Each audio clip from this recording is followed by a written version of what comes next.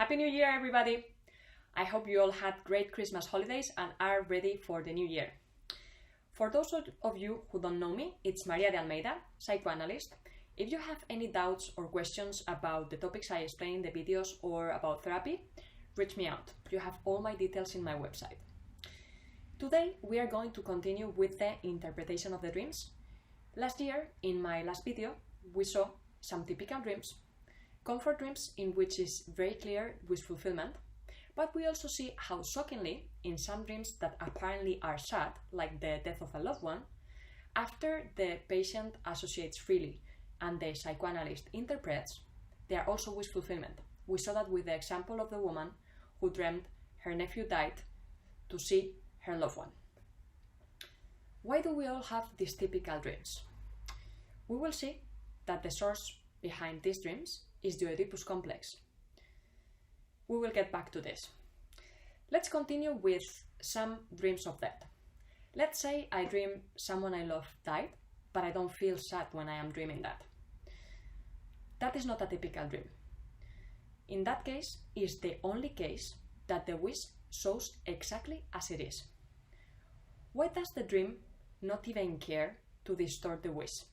Because such a wish, let's say for example, the death of my brother, is something we have pushed away so far away from our consciousness that even if we dream it, we wouldn't notice.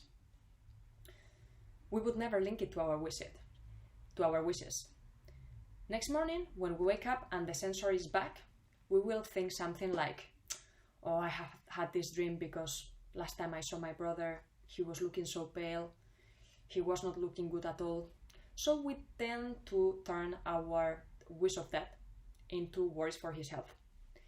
To Freud, these dreams of death are super typical.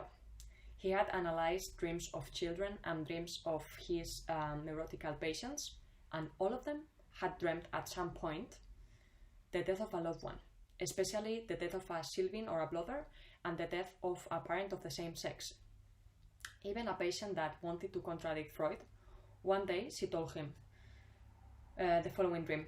When I was a kid, I was playing in the garden with my cousins and siblings, and all of a sudden they got wings and they flew away. To me it's clear, she killed them all. They turned into angels and they flew away. However, we need to take into account that children do not understand the concept of death. They don't understand what forever means. So to them, dying is just disappearing. Children are absolutely narcissists. Altruism is something that we learn when we grow up. Education is through love. And when children renounce to something, is for the love of their parents. We will see how this is also related to an Oedipus complex. So, what about nightmares? Nightmares are anxiety dreams. They interrupt my sleep. They are related to anxiety. It's not that I have a nightmare and I get anxious, it's because I am anxious that I have nightmares. If I don't suffer from anxiety, I don't have nightmares. Nightmares happen to wake me up, to stop the wish fulfillment, because the conscience doesn't tolerate it. This happens so much with children. Let's see with an example. Freud had a patient and he had a dream that when he was 3 years old, there was a thief coming to the house and he stabbed him on the legs. It turned out that the thief was his dad. Why would the kid want to kill his dad? It happens that at 3 years old, the boy was in the middle of the Oedipus complex. So he had a lot of love for his dad, but also a lot of rivalry. Why do nightmares repeat over and over again? I'm going to go a bit farther, and I know you don't understand, but after the interpretation of the dreams in 1920, Freud wrote a very interesting work called Beyond the Pleasure Principle, in which he explained why things that are apparently unpleasant for our consciousness happen to be pleasant for our unconscious. That's why we repeat them. However, I know this is very complex for now. For now, just remember that repetition is a way to elaborate cyclically situations that are too much for us. Let's say we had a car accident, and for some time we are dreaming over and over again with the accident. This is to elaborate the situation. If we are in analysis, that process will be shorter. However, if this dream repeats over and over again, it might be that it's not a nightmare, but a traumatic neurosis.